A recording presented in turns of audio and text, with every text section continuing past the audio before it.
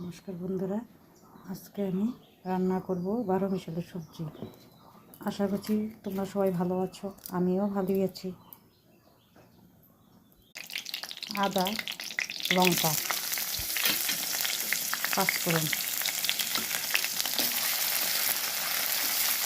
ভালোভাবে নাড়িয়ে নেব। সবজিটা ধীরে দেব।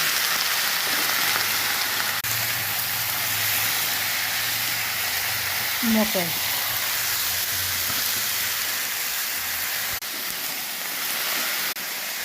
লবণ, স্বাদ মতো হলুদ দিয়ে ভালো করে 5 মিনিটের জন্য জিরা, চিনি দিয়ে নেড়ে দিলাম।